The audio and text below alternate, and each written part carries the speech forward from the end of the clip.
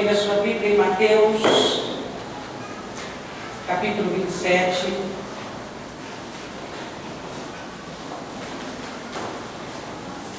Versículo de número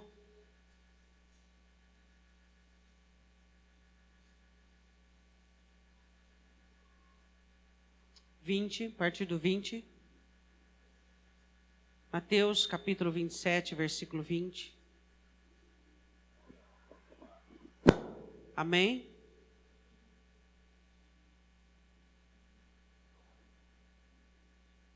Mas os príncipes dos sacerdotes e os anciãos persuadiram a multidão que pedisse Barrabás e matasse Jesus. E respondendo o presidente, disse-lhes: quais desses dois quereis que vos solte? E eles disseram: Barrabás. Disse-lhe Pilatos: que farei então de Jesus chamado Cristo? Disseram-lhe todos: seja crucificado. O presidente, porém, disse: mas que mal fez ele? E eles mais clamavam, dizendo: seja crucificado. Então Pilatos, vendo que nada aproveitava, antes o tumulto crescia, tomando água, lavou as mãos diante da multidão, dizendo: estou inocente do sangue deste justo, considerai isto.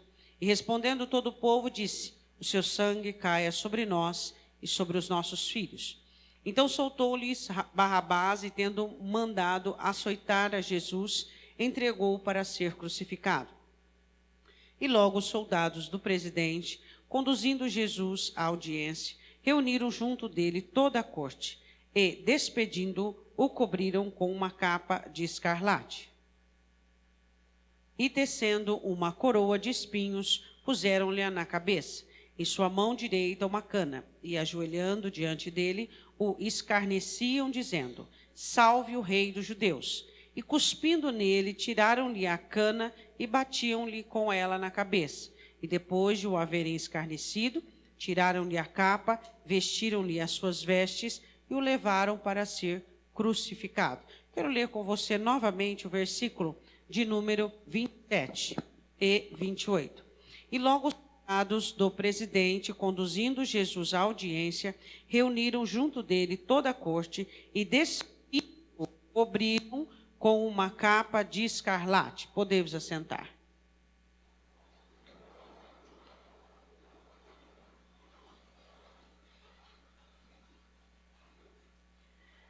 Eu queria só fazer uma pergunta a você, se você tem explicação para isso aqui, ó, no versículo de número 26.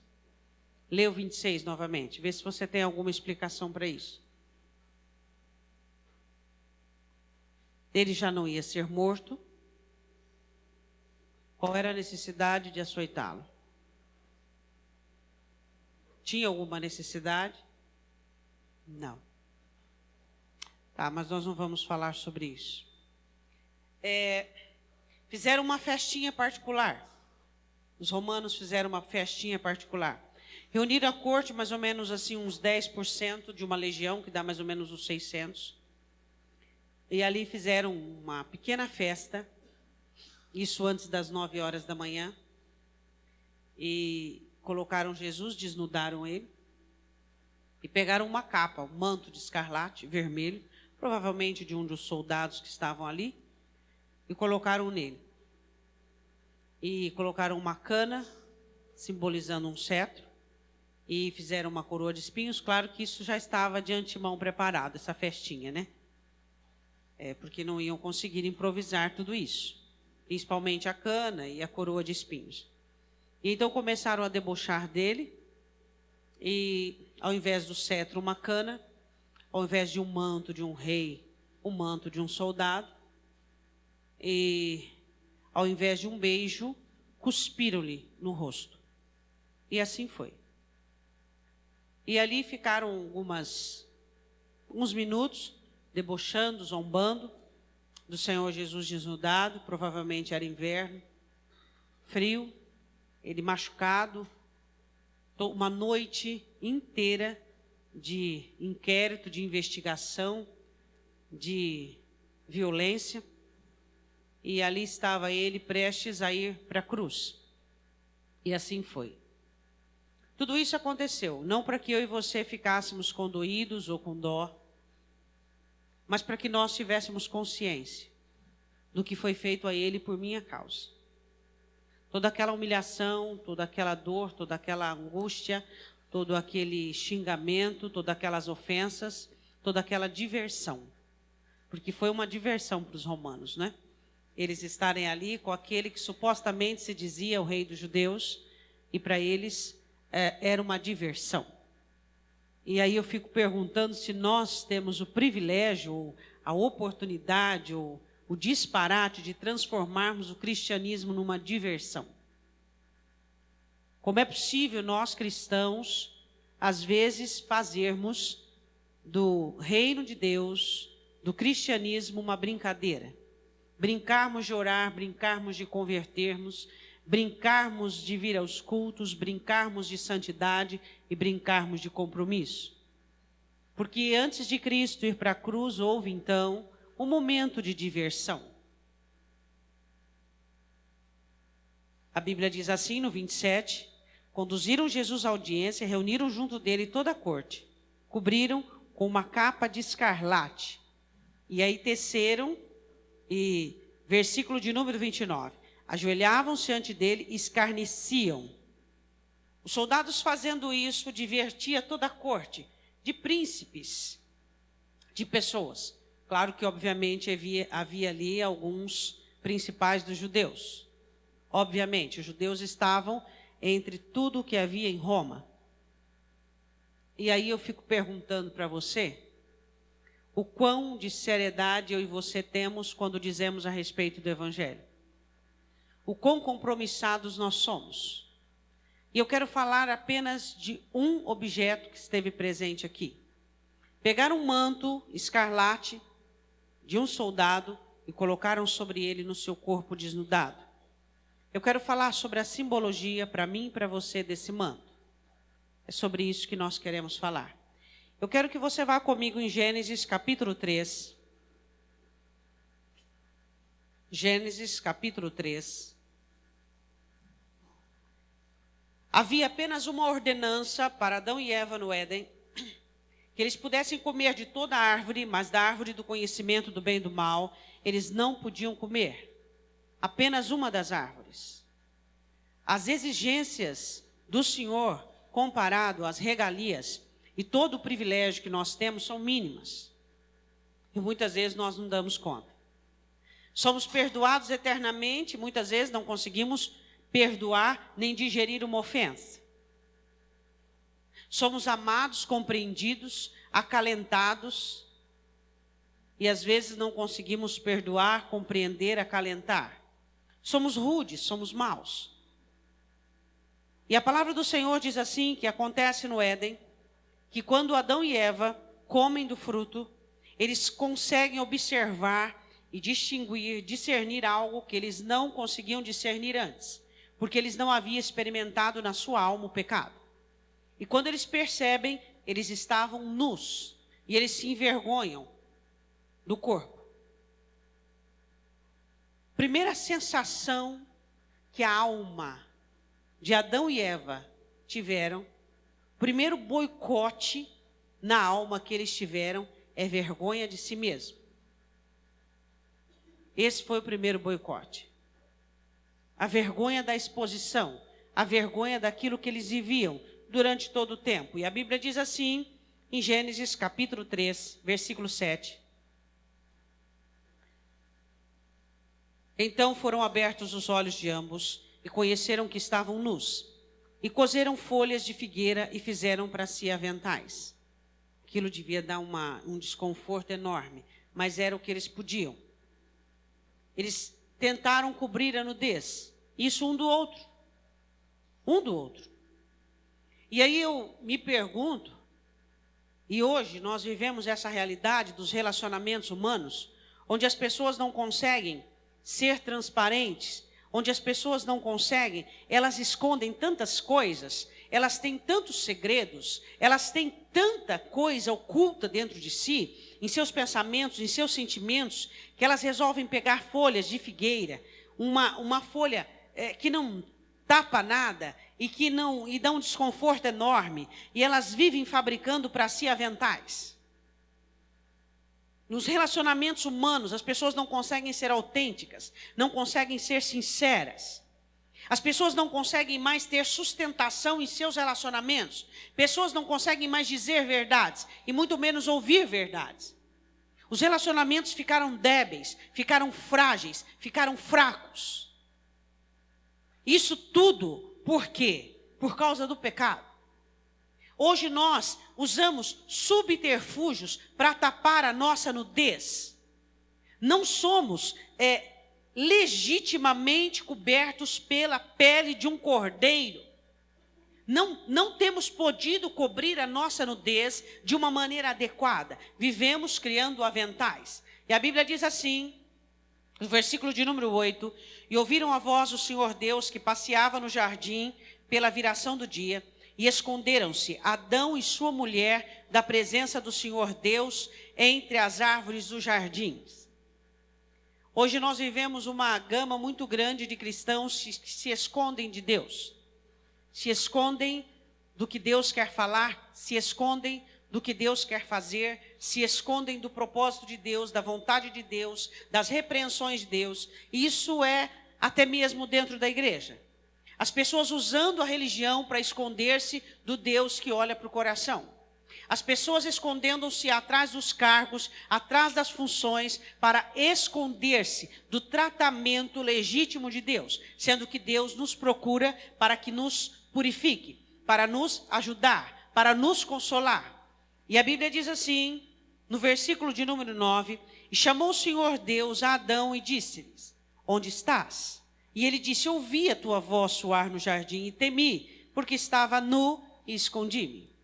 Você precisa temer a voz do Senhor pela nudez?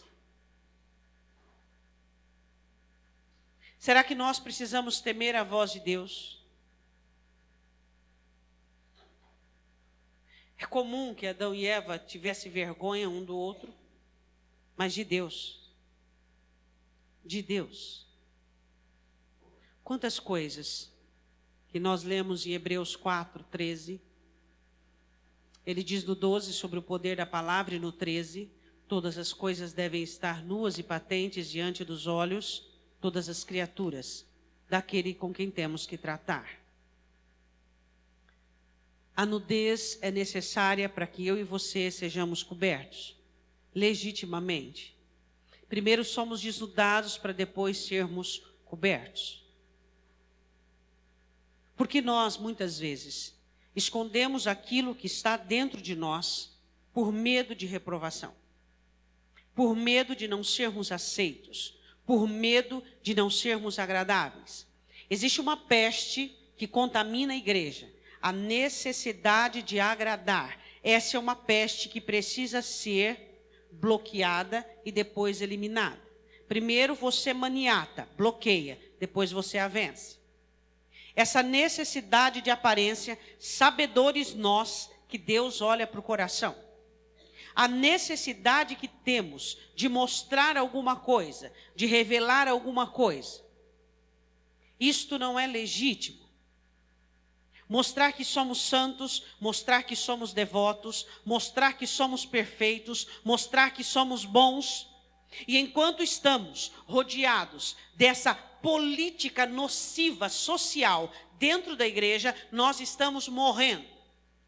Políticas sociais são inseridas dentro do corpo de Cristo. E uma dessas políticas eu chamo como peste, como doença, como enfermidade. Ou seja, as pessoas lá fora vivem de aparência. É a marca, é o preço que se paga. Aqui o preço já foi pago. Todos nós temos o mesmo preço. Todos nós temos o mesmo valor. Nenhum de nós excede o valor diante do outro. Independente da prostituta que entra pelaquela porta arrependida, do crente mais santo que ocupa o altar, todos nós temos o mesmo valor diante dos olhos dele. Por isso, não cabe a nós essa política pessoal inserida dentro da igreja, onde nós buscamos sermos melhores do que os outros. O sacrifício de Cristo não foi só para perdoar os seus pecados, mas para que ensine você que todos nós temos o mesmo valor. Às vezes as pessoas, nós como crentes, nós somos tão leigos em qualquer base teológica, porque isso não precisa ter nenhuma teologia. Tão leigos que nós achamos que o sangue de Cristo apenas é para perdoar pecados. E não existe outras obras inseridas e concernentes ao perdão de pecados. Uma delas é: eu tenho que ter uma capa. Eu tenho que ter uma capa. Você tem que ter uma capa. Todos nós temos que ter uma capa de um soldado. Todos nós. Tudo aquilo que usaram naquela distração da corte tem um significado para mim e para você. Tanto a capa, quanto a coroa, quanto aquele cetro improvisado e quanto aquele cuspe. Todos nós precisamos entender o significado de toda aquela festa. Entendendo que cristianismo não é festa. Você pode ser uma pessoa distraída, divertida, descontraída. Você pode ser uma pessoa da maneira que você quiser, em todos os assuntos da sua vida. Mas com respeito ao seu cristianismo, você deve entender que isso é algo mais sério da sua vida, da sua história. Cristianismo é um assunto sério. Cristianismo não é brincadeira. Os púlpitos têm sido ocupados por verdadeiros palhaços. Os bancos têm sido ocupados por verdadeiras plateias. Você não é plateia, você é o corpo de Cristo. Você vai para o céu.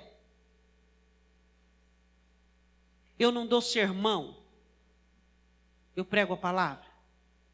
O que nós precisamos entender e compreendermos é o significado de todo esse sacrifício, de toda essa entrega. E aumentarmos a nossa interpretação exata sobre a morte de Cristo. O homem se escondia de Deus. Os homens se esconderam de Deus. Os homens ainda se escondem de Deus. Isto dentro da igreja. Lá fora se escondem atrás de prostituição, atrás de drogas, atrás de mentira, atrás de pecado. Dentro da igreja se escondem atrás da religião, dos cargos e dos dons. É isso que nós precisamos entender, que se você vier para a igreja, mas não for desnudado pelo Cristo da cruz, você vai ficar só dentro da igreja eclesiástica, apenas dentro da igreja terrena, nunca fará parte do corpo de Cristo.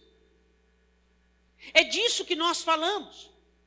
Nós não podemos fazer da igreja um casulo. A igreja não é um casulo que entra uma lagarta e sai uma borboleta. Nós não somos um casulo, meu irmão. Nós somos o corpo de Cristo. Nós somos uma casa. Quem sabe você almeja ser borboleta e fica dentro desse casulo. Mas sabe quanto que vive uma borboleta? Não queira saber. Mas você, como corpo de Cristo, tem a vida eterna. Eu tenho a vida eterna. Nós temos a eternidade. É disso que nós estamos falando, de transformação, de vida, de nudez, de transparência. Temos que ser transparentes, temos que ter essa transparência. E a Bíblia diz assim, no versículo de número 10.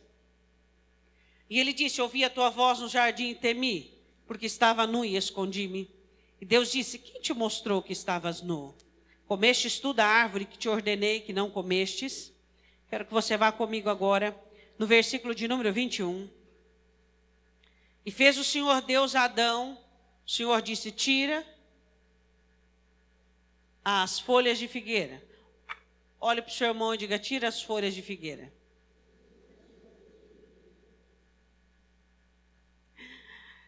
Tira essa cobertura improvisada aí de bonzinho, de santo, de correto, de perfeito, de inteligente. E veste-se da pele do Cordeiro de Deus, ainda manchada pelo sangue. Deixe esse sangue quente sobre os seus lombos, para que você saiba o preço que foi pago. E fez o Senhor Deus a Adão e a sua mulher túnicas de peles e os vestiu. Aquela roupagem deles era inadequada. crente bonzinho, santo, justo, legalista, apontador de dedo, joga isso fora.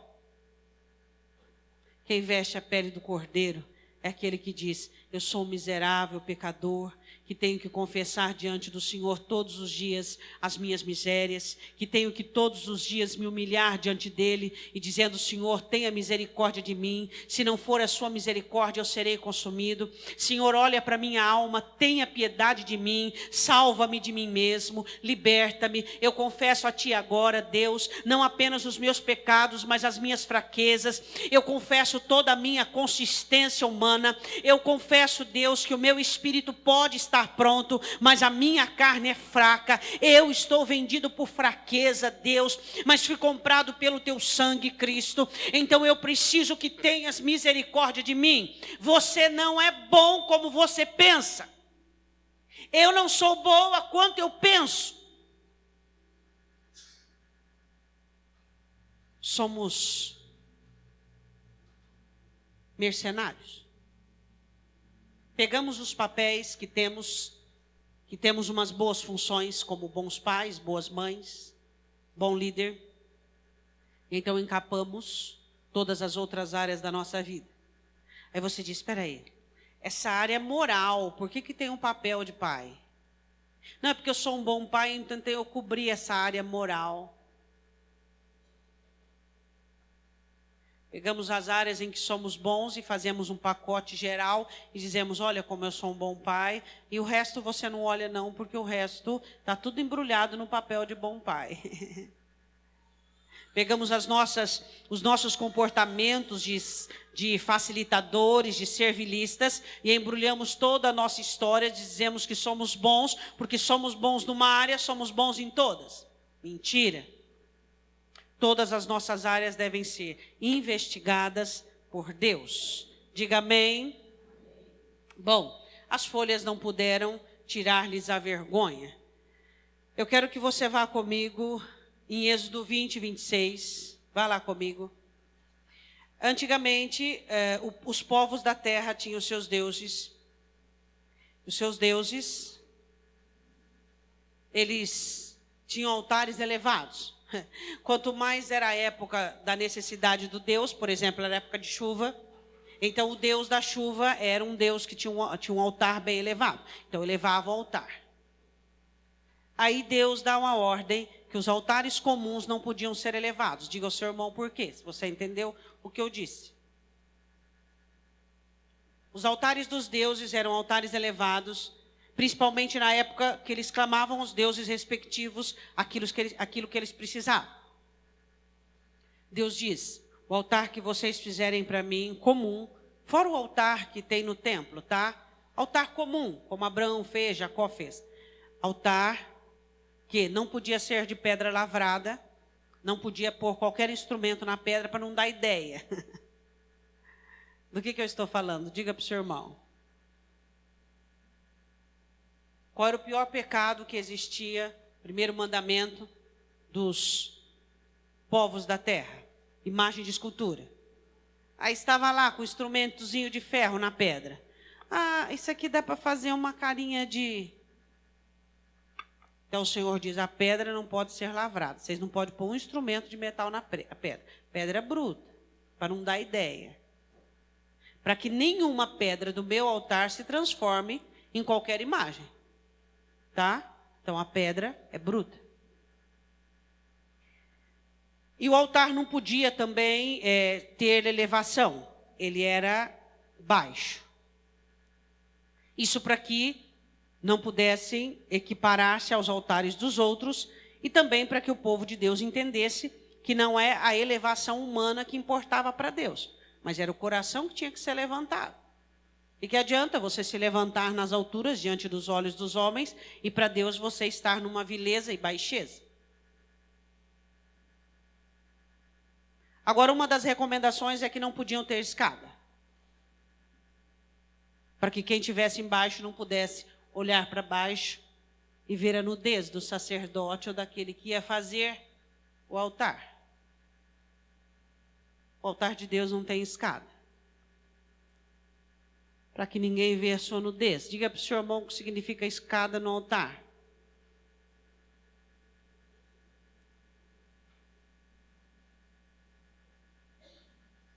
Vamos transferir isso para o espiritual. Você se ensoberbece, se sente diferente porque canta, eu porque prego, o outro porque é líder, o outro porque faz um trabalho.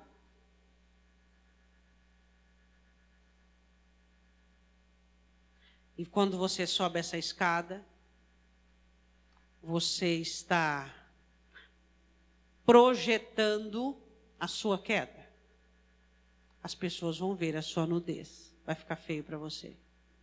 Eu quero dizer uma coisa.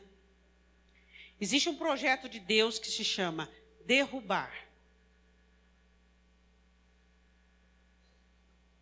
Deus não só levanta, Ele derruba.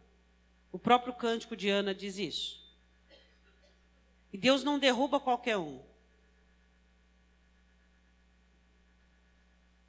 Existem 2 tempos de queda. O tempo da atividade e o tempo final. O tempo final todos caem mesmo.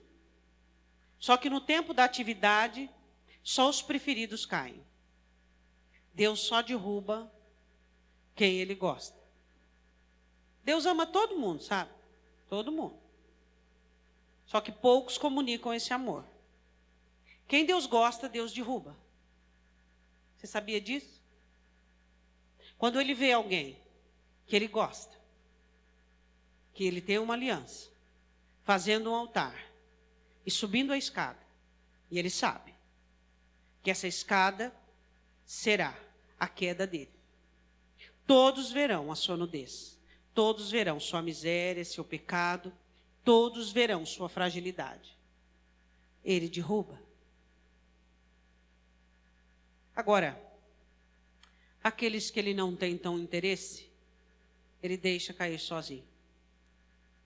Então, se você foi derrubado quando criou um altar de escada, você sabe que quem derrubou foi Deus. Porque Ele ama você. E existem coisas de Deus que a maioria de nós não entendemos, assim como o Senhor Jesus disse para Pedro. Você só entende as coisas dos homens. Muitos de nós não entendemos as coisas de Deus. Quando Deus derruba alguém em plena atividade, é porque essa pessoa é querida a Ele. Porque se Deus não se importa com alguém, Deus deixa que ele caia sozinho. A Bíblia diz em Êxodo 20, 26, também não subirás no meu altar por degraus, para que a tua nudez não seja descoberta diante deles.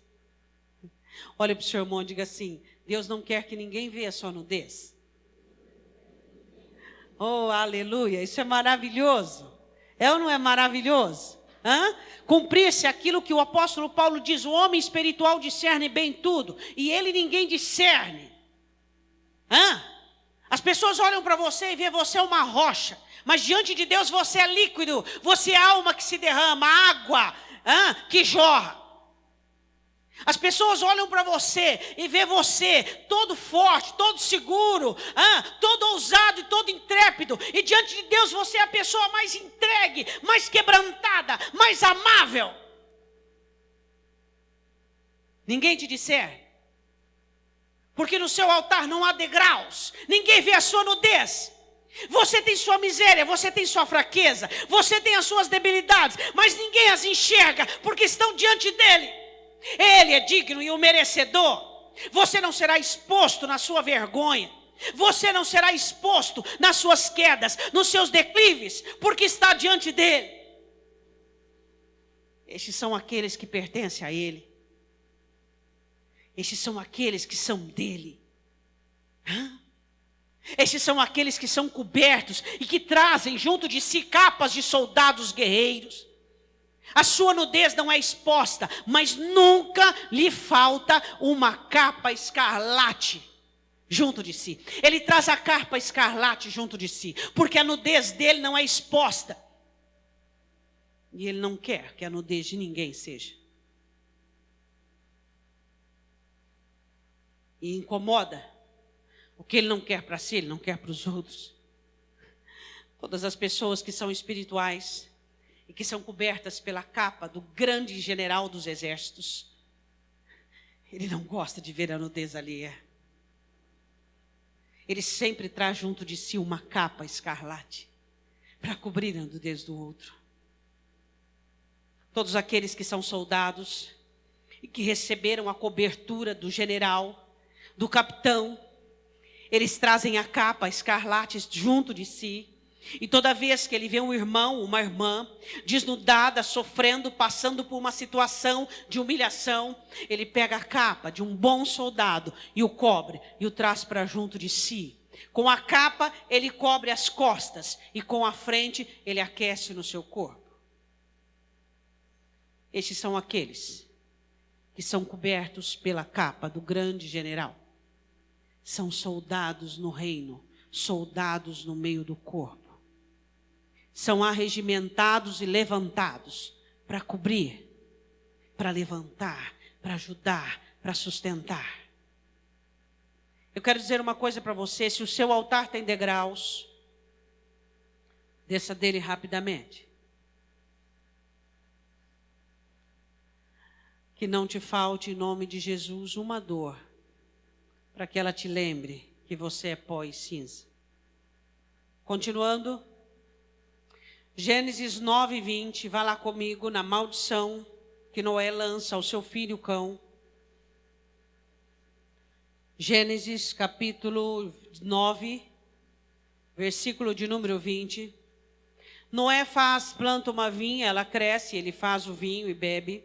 Nunca na vida a embriaguez, na Bíblia a embriaguez deu em alguma coisa boa.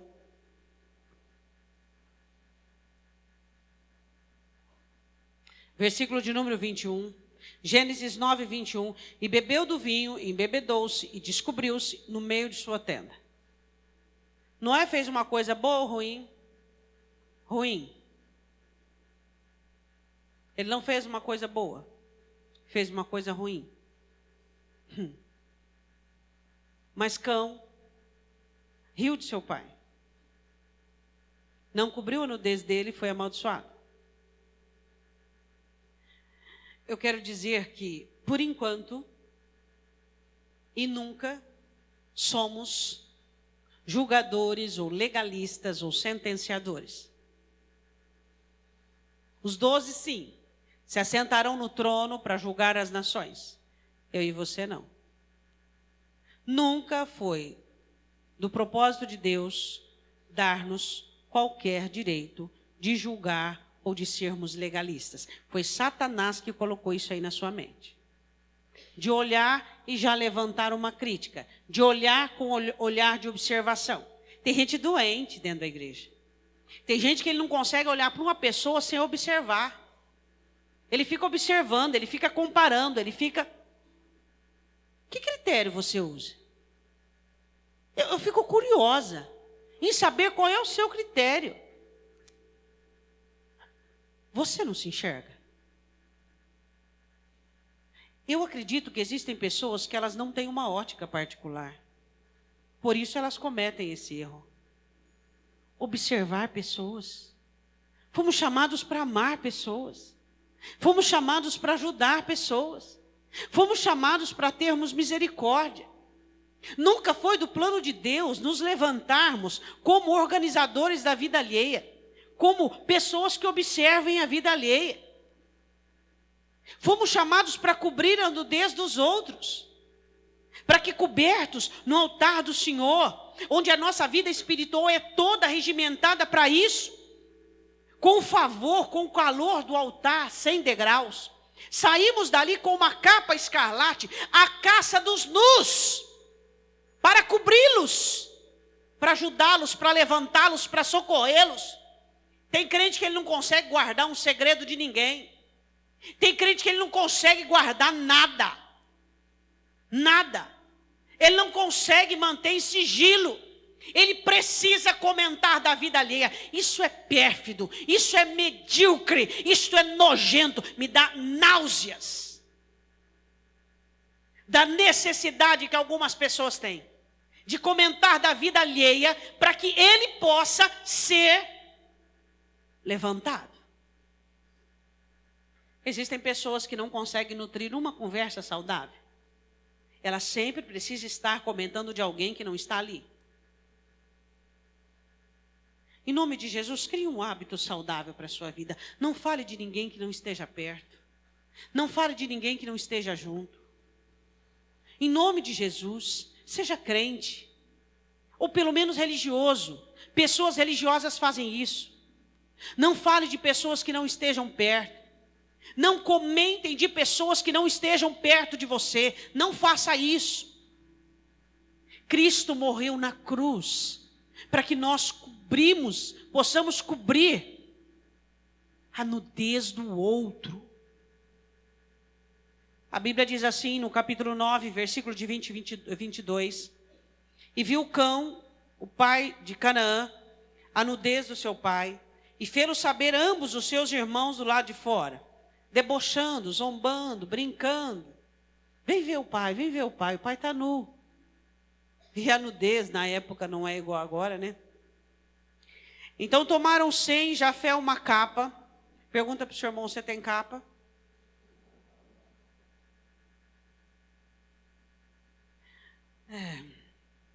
E puseram-na sobre ambos os seus ombros, e indo virando para trás, cobriram a nudez do seu pai, e os seus rostos estavam virados, de maneira que não viram a nudez do seu pai.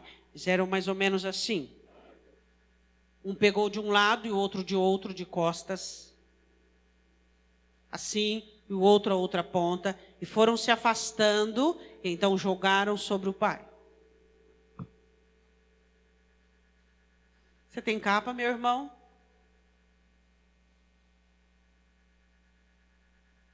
Você pensa que é gostoso sofrer? Ficar sozinho, perdido, angustiado, sem saída? Não é gostoso, não. Sofrer decepções e abandono. Dá só uma beliscadinha de leve, dependendo da sensibilidade. Você ainda é humano? Dá uma beliscadinha aí. Porque às vezes nós deixamos de ser humano, nós somos anjos e nós não estamos sabendo, não é verdade? Hã? Você ainda é humano, irmão? Você ainda é humano? Hã? Por que quando você batizou, se foi batizado no Espírito Santo, você já não ganhou um corpo transformado e ressurreto, já não foi para a glória? Por que o Senhor continuou deixando você humano? Porque esse é o propósito de Deus, que você continue humano. Você ainda é humano? Você tem certeza disso? Porque lá fora não tem mais ser humano. Lá fora não. Lá fora, como diz Paulo, um comendo a carne do outro. E Paulo disse que na igreja de Corinto também, um estava comendo o outro. Um mordendo o outro. Quero que você vá... vamos continuar só para falar sobre a maldição. Versículo de número, quando ele desperta do vinho, 25, ele diz, maldito seja Canaã, servo dos servos seja teus irmãos. Você sabia que existem pessoas dentro da igreja que não conseguem se levantar espiritualmente, não conseguem se levantar diante de Deus, podem até ter êxito em algumas áreas, porque não cobriram a nudez do outro? Como é que tira essa maldição? Como é que tira a maldição de servidão? De ausência de direitos, de fechamento de porta. Deus não abre a porta espiritual. A pessoa tenta de todos os meios, parece que ela está amarrada, parece que ela está embaraçada. Ela não consegue se levantar, porque quando foi para ela cobrir a nudez do outro, ela expôs, escancarou. A Bíblia diz assim, em Ezequiel 18, sabe como é que você tira isso da sua vida? Vai lá comigo em Ezequiel 18, versículo de número 14.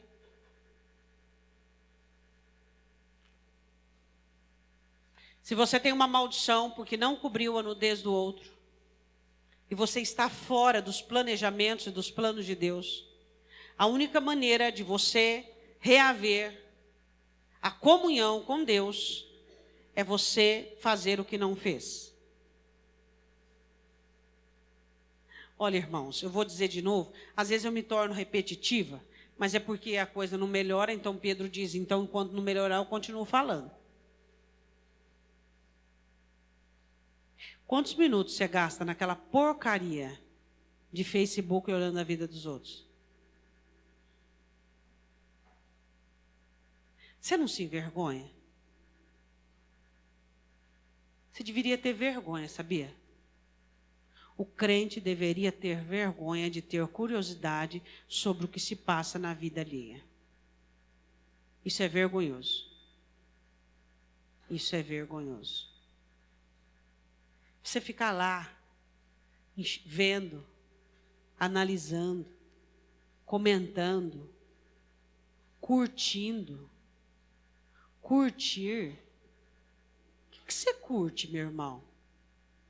O que você curte? Mentira? A pessoa está com o casamento destruído. Faz uma viagem numa praia, tira todo mundo com aquele sorriso Colgate. Mentira. Tudo mentira. Tudo mentira. E aí você olha aquele sinônimo de família feliz. E aí você olha para a sua casa, para a sua família, os seus problemas matrimoniais. E você diz, isso que é casamento. E aí você curte.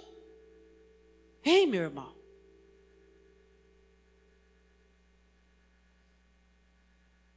O que temos que entender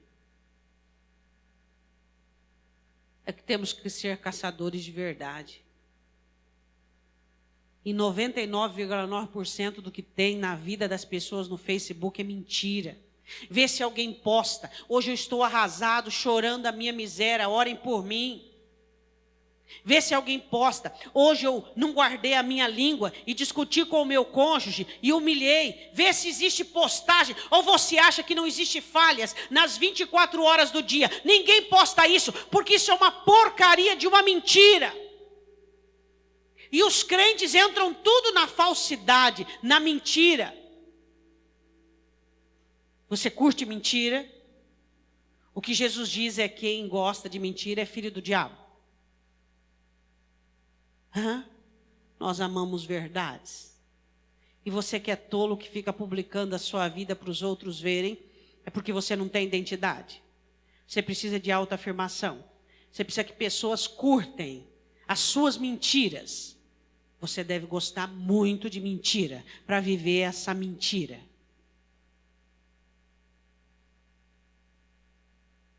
Desperta, ó tu que dormes. Levanta-te dentre os mortos e Cristo te esclarecerá. Hein? Mulheres e irmãs casadas da igreja, com espíritos de prostituição enrustidas, tirando fotos de silhuetas de corpo. E aí os irmãozinhos vai lá e curte. Isso é nojento. Uma das coisas pesarosas que eu tenho na minha vida foi ter nascido numa época dessa. Isso aí é uma coisa que posso estar errada, mas isso eu vou levar para o túmulo, meu irmão. O cristianismo se torna uma falta de vergonha. Isso é uma falta de vergonha. Isso é uma nojeira. Uma nojeira. E a igreja, que tanto foi destinada à preservação e à proteção, hein?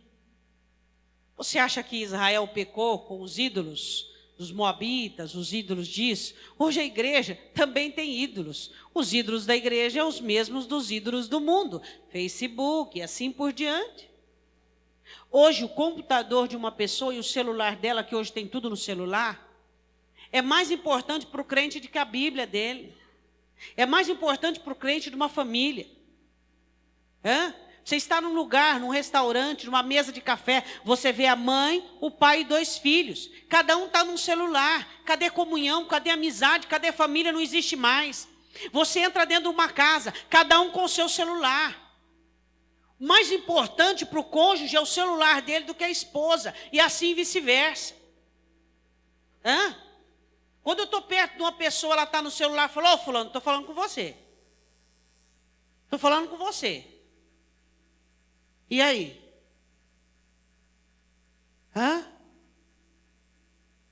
Que mediocridade que nós nos tornamos. Que mediocridade. A Bíblia diz em Ezequiel, capítulo 18, Pastora, por que a senhora entrou nessa questão de tecnologia? Porque a tecnologia está afastando as pessoas. As pessoas não olham mais na cara uma das outras. Não olham mais na cara, no rosto uma das outras, para dizer verdades. Não olha no olho. Quer falar uma verdade para mim? Não manda mensagem, não. Covarde. Fala na cara. Se alguém quer conversar com você, fala, não, você não vai falar isso aí por mensagem, não. Você vai olhar no meu olho e você vai falar. É assim que nós temos que ser.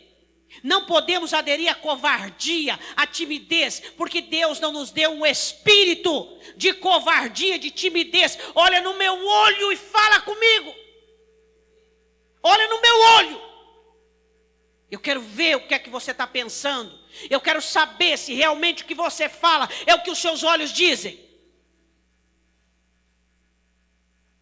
Você precisa entender a necessidade de buscar o ser humano e olhar dentro do olho dele e perceber se existe verdade, se existe mentira, se existe falsidade. Mas eu não tenho coragem, então vai criar. Vai criar coragem. Vai criar coragem. Você precisa entender isso. Irmãos, nós estamos caminhando, eu digo à igreja, para uma destruição em massa. O que é destruição em massa? Quando o ser humano não tem mais o ser humano. O que destrói o mundo não são as bombas atômicas. O que destrói o mundo não é a tecnologia. O que destrói o mundo é o ser humano trocar ser humano. Isso destrói o mundo. A tecnologia não destrói o ser humano, mas a escolha do ser humano de trocar o contato físico, de trocar a comunhão pela tecnologia. Isto sim destrói a humanidade. E nós já estamos neste começo de destruição. As pessoas não dizem mais eu te amo. As pessoas não dizem mais eu estou com raiva de você. Mas elas mandam mensagens educadas e assim acham que dizem aquilo que querem. Quem sabe até na sua família já entrou essa moda de você diz que te ama pelo celular, por uma mensagem, assim por diante. E tem casal que conversa mais por mensagem do que ao vivo. É ou não é? É. Olha no olho. Olha no olho. Baixa a cabeça. Levanta a cabeça, baixa, levanta, baixa, levanta. Hã? A Bíblia diz em Ezequiel, capítulo 18, versículo de número 14.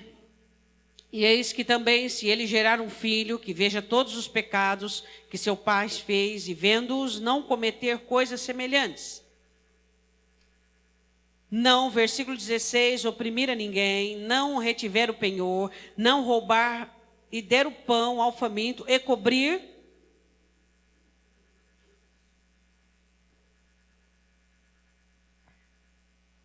Versículo 19, por que não levará o filho à iniquidade do pai? Porque o filho não procedeu. O filho procedeu com retidão e justiça e guardou todos os meus estatutos e os praticou, por isso certamente viverá. O que quebra a maldição? Prática de obediência. Eu quero que você vá comigo em Ezequiel 16, 6. Um exemplo sobre Israel. O Senhor diz em Ezequiel capítulo 6, versículo de número 6.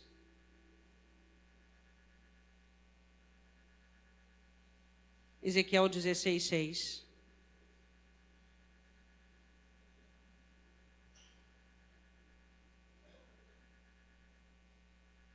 E passando eu junto de ti, vi revolver-te no teu sangue, e disse-te, ainda que estejas no teu sangue, vive, diz o Senhor.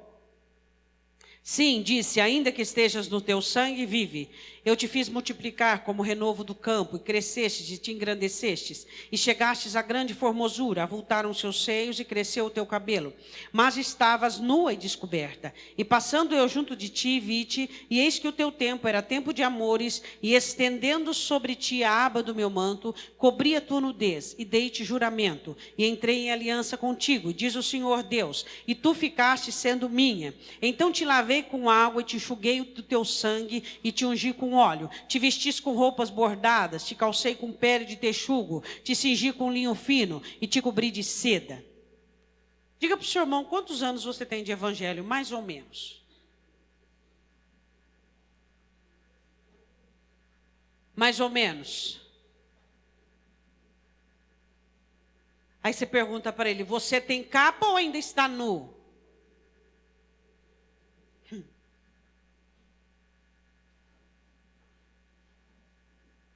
Você tem capa ou ainda está nu?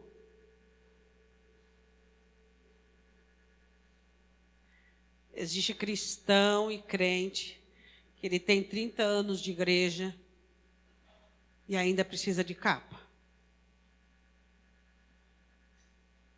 Porque o altar dele tem degraus. É sempre a soberba, é sempre a arrogância, é sempre a sua nudez coberta com folha de figueira. Sempre. Nunca abre o coração, nunca desnuda a alma diante do Senhor, nunca chora a miséria, nunca se converte e vive nu.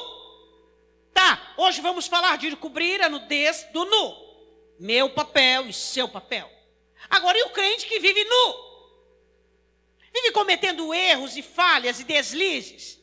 Já era para ter capas e capas para cobrir a nudez do outro, mas vive pedindo capa. Por quê? Porque o seu altar tem degraus. Porque ele não consegue desnudar-se diante do Senhor, chorar a sua miséria. Porque ele não consegue humilhar-se diante de Deus, dizendo, Senhor, olha para mim, eu sou uma pessoa que tenho errado, eu tenho vivido no meu erro, na minha miséria, nas minhas complexidades humanas. Me limpa, me transforma. E então, sempre os seus altares de escada, sempre o outro tem visto a nudez dele. Eu vou te dizer uma coisa. Eu prefiro ser coberta com a capa do general do que com a capa de soldados. Você também? Nós somos soldados e temos capas para cobrir os nus. É claro que, vez por outra, nós precisamos das capas de alguns soldados.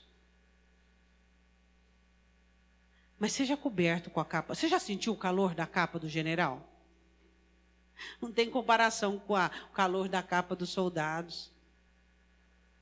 Você já sentiu o peso da capa do general? Não tem comparação com o peso da capa dos soldados. O consolo do general, o amor do general, a força do general, a formosura, a realeza, o cheiro da capa dele que fica em você. Não tem preço. Agora, se você vive usando, usufruindo a capa dos soldados dele, você precisa chegar ao momento que você será um soldado e terá capas para colocar nos outros. A minha capa não é igual a do general. A sua capa não é igual a do general, mas é útil. Serve. Serve. Até que cheguemos à intimidade, até que cheguemos à veracidade, até que cheguemos a nos desnudarmos diante dele e recebermos a capa dele, assim teremos a capa para cobrir os nus. O Senhor diz, eu passei por ti e vi que estava nu e te cobri. Você sabe o que significa capa? Existe crente que acha que capa é você desculpar o seu irmão, cobri-lo de tal forma onde todos os pecados e todos os erros deles estejam confortáveis. É o que você pensa? Isso é cobrir a nudez do irmão? Não. Cobrir a nudez do seu irmão é você trazê-lo para si, num particular, dizer, chega bem o seu ouvido perto da minha boca. Você não entende que não pode mais agir assim e fazer dessa maneira. Isso é errado. Isso vai te trazer destruição. Eu te cubro, assumo a responsabilidade. Te cubro de oração, te cubro de amor, te cubro de graça. Mas você precisa crescer, você precisa amadurecer, você precisa deixar essas práticas infantis, você precisa melhorar. Você precisa ter uma intimidade com o general tão estreitada, que a hora que você for coberto por ele, depois de ser desnudado, você vai conseguir entender o que é mudança e transformação na sua vida. Você não pode mais agir assim. Cobrir o irmão não significa dar cobertura ao pecado dele, ser conivente, ser aquiescente ao pecado dele. Não, de forma alguma. Cobrir o irmão é trazê-lo para si, é discipulá-lo, é corrigi-lo e não ser complacente com os erros dele. Existem pessoas que acham e querem ser cobertos dentro da igreja, que não haja nenhum tipo de contrariedade, que não haja nenhum tipo de uma conversa que ele não goste. Não. Quando você cobre o irmão, você o exorta, você o repreende, você o castiga. Você faz aquilo que deve ser feito. Por quê? Porque você o ama. Cobrir a nudez de alguém é você cobri-lo de tal forma que ninguém possa contemplar mais e debochar e sorrir e zombar dele. Você assume o amor, você assume amá-lo, você assume ajudá-lo, mas você também assume a exortação. Amém? A igreja é muito deficiente nessa prática.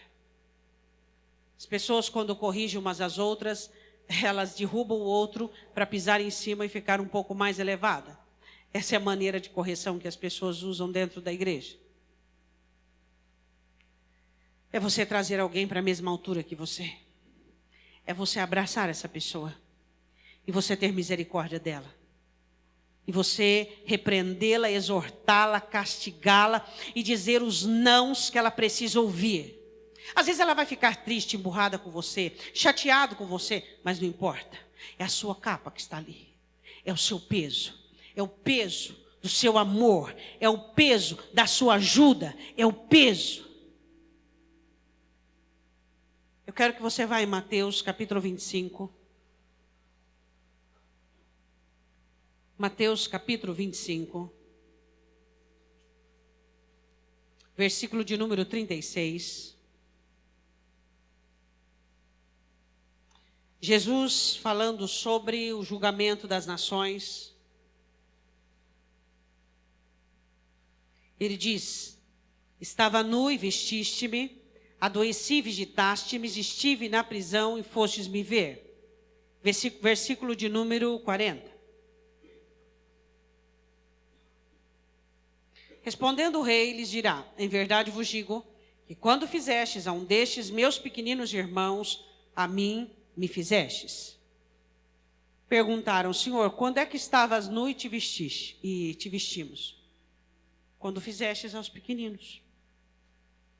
Quem são os pequeninos? Recém-convertidos. Você sabia? Pergunta para o seu irmão: você é pequenino? Pode ser que aqui tenha alguns pequeninos, mas meio difícil. Pequeninos são os recém-convertidos. Pedro, apacenta os meus cordeiros. Esses são os pequeninos. Mas hoje nós temos uma igreja anã. Uma igreja anã, porque as pessoas são velhinhas, velhinhas, velhinhas de crente, velhinhas, velhinhas de cargo, velhinhas, velhinhas de dom. E por dentro são verdadeiras crianças. Paulo sofria isso na igreja. A igreja ainda sofre isso. Você sabe o que faz um cristão adulto e maduro? Sofrimento. Se o fruto não for exposto ao calor do sol, as rajadas de vento e toda a situação da natureza, ele não amadurece. O que amadurece você é sofrimento. Pastora, por que existem pessoas que sofrem e são infantis? Porque até para sofrer tem que saber. Até para sofrer você tem que ser pós-graduado em sofrimento. O sofrimento amadurece. Mas você pode sofrer a vida inteira e terminar a sua vida como infantil. Quando? Quando você sempre se sentir vítima. Quando você sofre, você se sente vítima. Quando você sofre, você fica procurando algum culpado? Pois é, primeiro erro que você comete. No seu sofrimento, você é o verdadeiro culpado, direto ou indiretamente. Você traz a responsabilidade para si. E você assume a responsabilidade. E você, diante de Deus, comparece como um culpado e não como inocente. Tem algum inocente aqui? Não. Segundo erro que se comete no sofrimento. Primeiro, você achar que alguém é culpado e responsabilizar outra pessoa. Você está continuando infantil no sofrimento. Segundo erro, você enclausurar-se, insurgir-se em ti mesmo. Querer isolamento, querer revoltar-se, querer rebelar-se, querer ver coisas onde não existe. Usar a sua mente para maximizar, para impressionar-se. Segundo erro, criança que gosta de fantasia, não é verdade? Você conta uma história para uma criança e ela imagina, ela viaja. Tem crente que está viajando no erro dele. Não viaja. É aquilo que aconteceu e ponto. Vá lá e conserte. Não viaja. E começa a viajar e começa a achar que o outro, e começa a pensar que aquilo, e começa a viajar, começa a achar que, vai. Não. Vai melhorar. Amanhã vai estar melhor, não vai estar pior. Amanhã vai estar melhor. Não é assim que você crê? Um crente que sofre, ele olha e diz assim, o princípio é difícil, mas o final será melhor. Então ele acredita que amanhã vai estar melhor, e não que amanhã vai estar pior. Terceira situação no sofrimento, sem interrogações, sem pergunta, sem questionamento. Por que eu estou passando isso? Por que teve que acontecer? Por quê? Para com os porquês. Para. A questão, Deus, é o que eu tenho que fazer. Me diz o que eu tenho que fazer, que eu vou fazer. Pronto. Quarta situação no sofrimento. Continue sendo um adorador. Continue em comunhão com Deus. As pessoas que sofrem tendem a afastar-se de Deus. Continue sendo um adorador. Jesus disse que o Pai busca os que verdadeiro adoram, em espírito e em verdade. Ou seja, qualquer situação, eles estão adorando a Deus. Seja um verdadeiro adorador. Não só louve e adore ao Senhor quando tudo está bem, não. Seja um verdadeiro... Pastor, eu fui reprovado nessas 4 fases. Então começa de novo. Isso aí não é problema para Deus. No outro sofrimento, começa de novo. Etapa após etapa. Seja aprovado no sofrimento, amadureça. Amadureça. Adore, seja feliz, louve. Tenha mais garra, mais força. O crente, quando ele sofre, ele fica mais forte do que nunca. Você já viu um leão ferido? Ele tem mais força ou menos força quando está deitado? Diga para o seu irmão. A adrenalina toma conta dele, ele fica mais feroz do que qualquer época. Por quê? Assim são os crentes quando sofrem. Ficam mais fortes, mais resolutos, mais tratados, mais impetuosos e certeiros naquilo que devem fazer. Assim é um crente no sofrimento. Agora, criança quando sofre, vai esconder um buraquinho atrás do sofá. Vai lá atrás do sofá se esconder, não é? É ou não é? E ele é inocente, o amiguinho que é culpado, o pai que... É sempre assim. Não é? É. Vamos ser maduros, irmãos. Eu quero que você vá em Isaías 58 para nós terminarmos. Isaías 58, o verdadeiro jejum.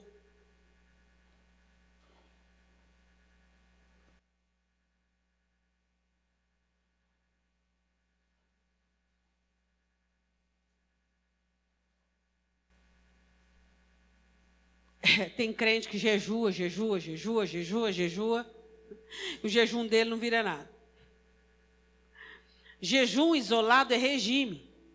Ou então aquela onda agora que está de jejum, que elimina a célula, não sei das quantas, aquelas coisas lá, né, que fala, né? Jejum sem consagração e jejum sem obediência é regime. Regime mal feito ainda, né? Qual jejum que é válido? O jejum que é feito por um crente. Quando você dá pão ao faminto, quando você estende a mão e não o dedo, quando você cobre o nu, quando você dá testemunho, quando você tem uma vida consagrada, quando você jejua, o céu para.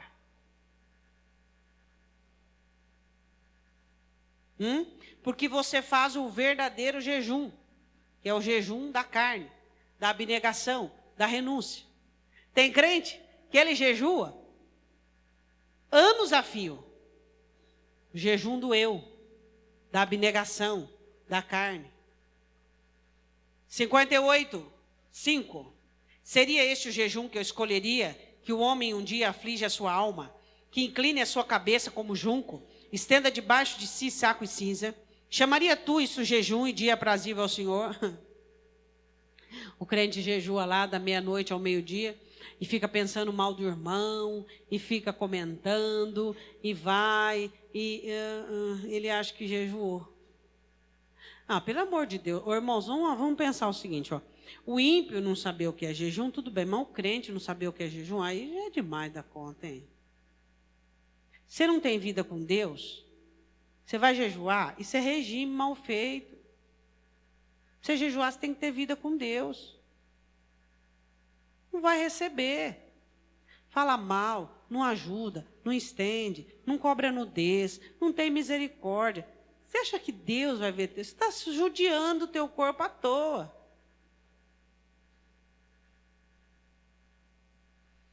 Versículo 6. Porventura não é esse jejum que escolhi? Deus escolheu esse jejum. Que solte as ligaduras da impiedade. Da sua impiedade.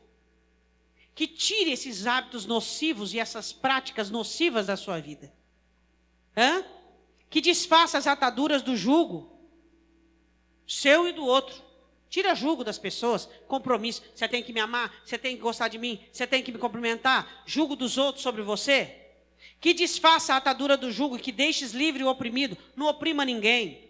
Que despedaça todo o jugo. Esse jejum que Deus gosta. Tira o jugo. Olha para o teu irmão e diga, tira o jugo. Sabe qual é o maior jugo dos crentes hoje? A aparência. Tem que falar sim para todo mundo. Se eu falar não, ele não vai gostar. Se eu não. Isso é jugo.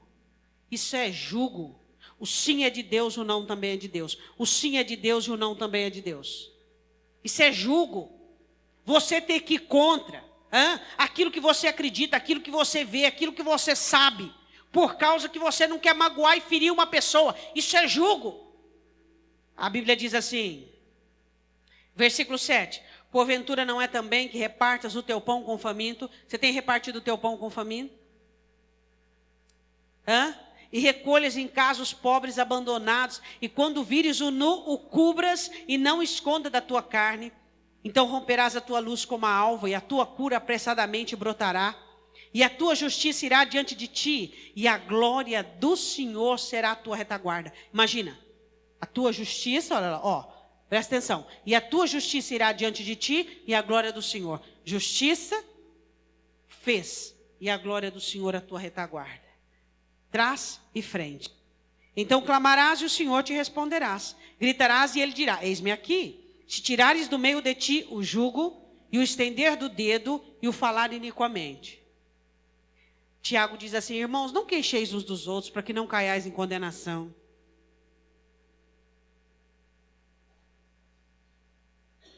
Apontar de dedo.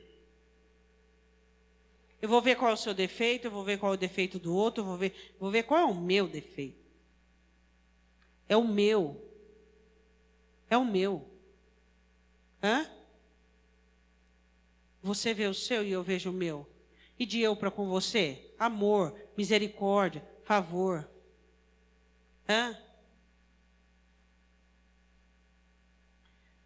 Aí ele diz assim: e se abrires a tua alma ao faminto e fartares a alma aflita, então a luz nascerá nas trevas e a tua escuridão será como o meio-dia.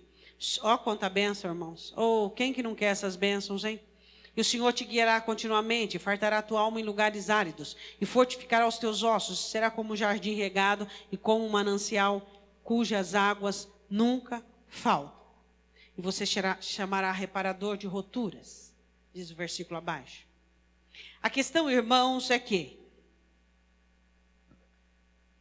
eu e você precisamos entender o que é cobrir a nudez. O que é fazer aquilo que agrada a Deus.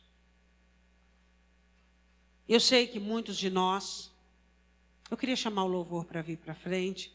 Eu sei que muitos de nós, vez ou outra, precisamos que a nossa nudez seja coberta. E eu espero que não seja a sua nudez que seja coberta, mas que você cubra a nudez do outro. Como um cristão já, você e eu precisamos aprender que nós temos que ter capas para cobrir a nudez do outro. Você sabe o que muitas vezes deixa o crente sem habilidades? É a nudez. Eu queria te dizer uma coisa. Satanás usa várias formas e estratégias para deixar você desnudado. Eu quero te dizer uma das estratégias de Satanás. Muitas vezes Satanás procura em você uma brecha, procura em você uma situação para desnudar e ele não consegue. Ele tenta desnudar uma pessoa que está perto de você, para você se sentir constrangido. Não caia nessa. Não faça isso. Não se constrange, porque o outro errou, porque o outro falhou. Não faça isso. Satanás sabe que o efeito dominó é uma das coisas que mais funciona no ser humano. Derruba um para cair o outro. E muitas vezes Satanás tem usado uma pessoa que está perto de você. E essa pessoa expõe a nudez, expõe os erros, expõe o pecado, para que você fique exposto. Você diz: eu não. Eu não. Quem já passou por isso? Levante a mão. Eu já passei. Eu não, olha aqui, ó. A capa escarlate não saiu de mim em nenhum momento. Eu não. Eu não. O diabo é astuto. E ele tenta. Ele tenta desnudar você. Ele tenta fazer com que você acredite, com que você assuma. Você diz: não, eu cubro, mas perder não. Não vem que não tem. Ele tenta tirar a sua autoridade, ele tenta diminuir você, ele tenta envergonhar você. E você levante a sua cabeça. E você diz: essa capa aqui, ó, nunca saiu daqui dos lombos. Cada um é cada um. Cada um é cada um. Não perca a sua autoridade. Não perca a sua capa. Por nada e ninguém. Quantos crentes ficam abatidos, diminutos, arrasados e acabados, porque alguém perto dele está nu. Use sua capa e cubra o que der. Mas a capa que está sobre ti foi colocada pelo general. E essa, meu irmão, de soldado, ninguém pode te tirar. Quantos crentes se sentindo débeis e fracos, se sentindo constrangidos, enfraquecidos, porque alguém que eles amam falharam. Ser humano falha. O que mais ser humano sabe fazer é falhar. Somos constituídos de erros e de falhas. Agora, o que eu e você precisamos entender é que existe uma capa sobre mim. E ela não é sua. Ela é do general.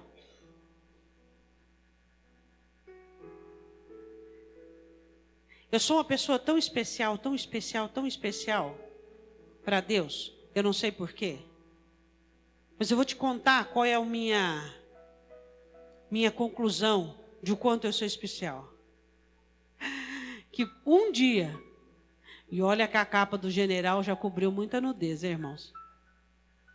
A minha capa de soldado já esteve sobre muitos lombos nus.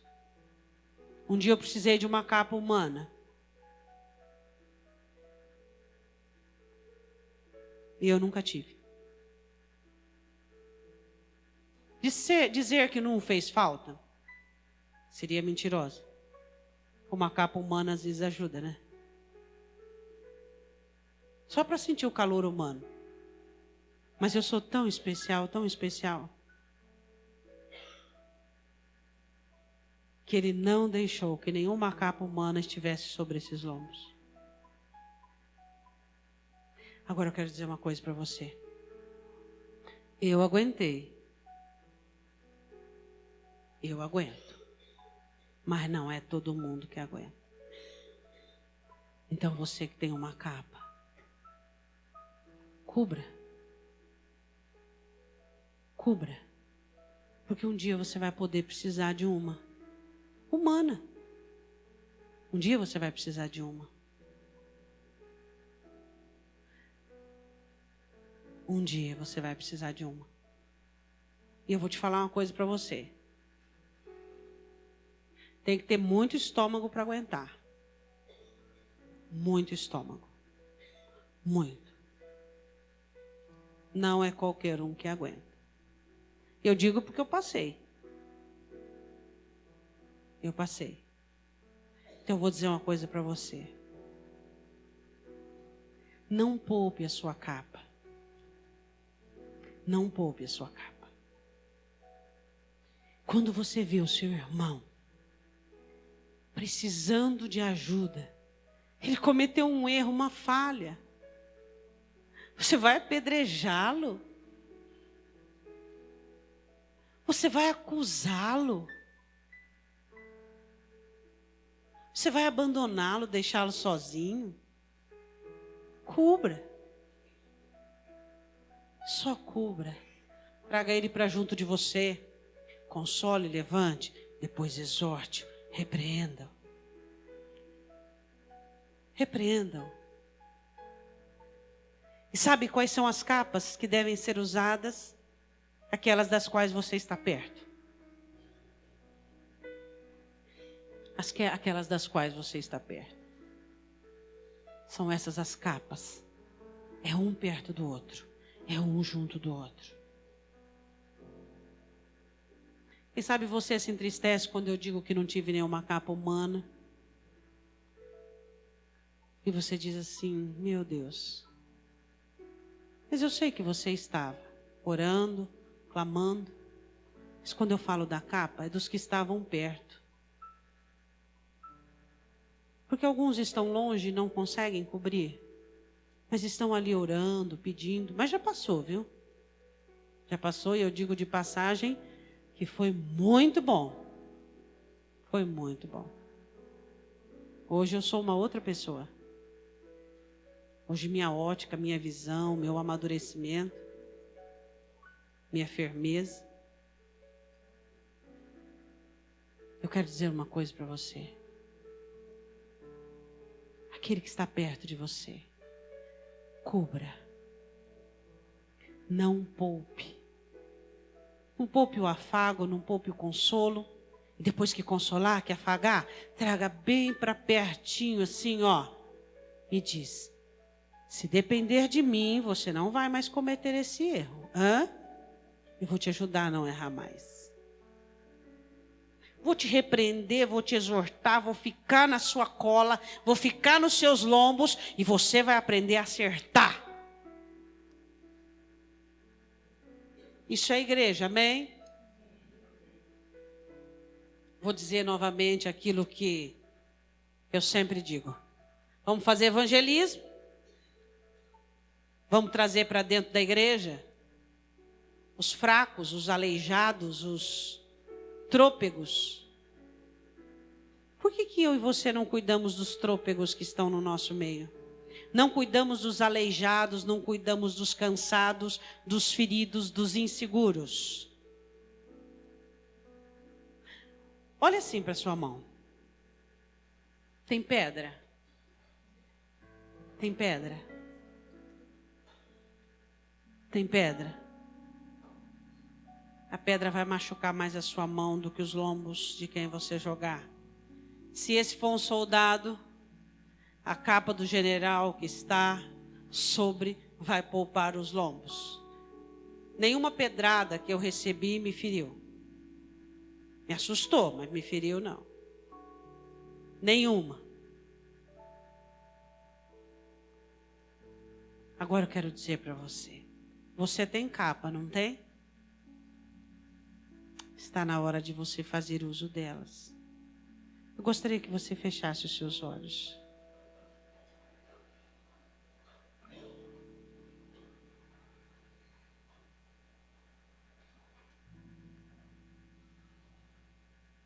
Você tem amigos e irmãos na igreja? Pessoas que você ama?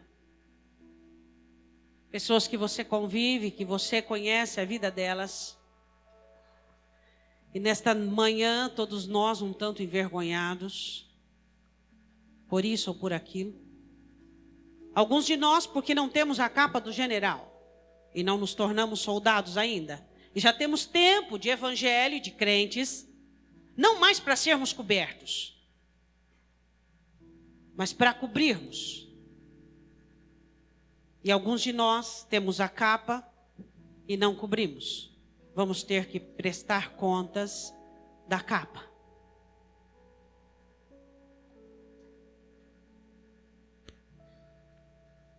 Você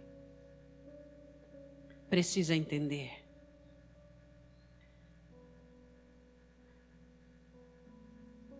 que a nudez do seu irmão precisa ser coberta. Você está vendo ele se perder no sofrimento, pela raiva, pela rebeldia, por insurgir-se, por achar que, por pensar que, e não consegue voltar. Você precisa cobri-lo. Você precisa ajudá-lo.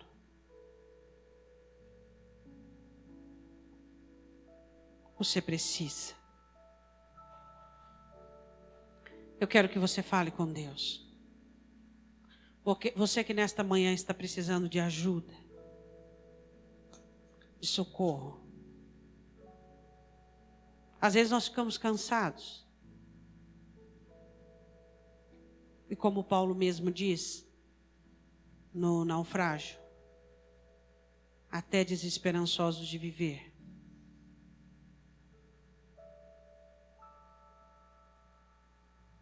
Às vezes bate. Às vezes vem. Às vezes a volta de Cristo se torna para nós uma fuga. Ou então a morte, uma escolha bem-quista. Quem sabe? Quem sabe?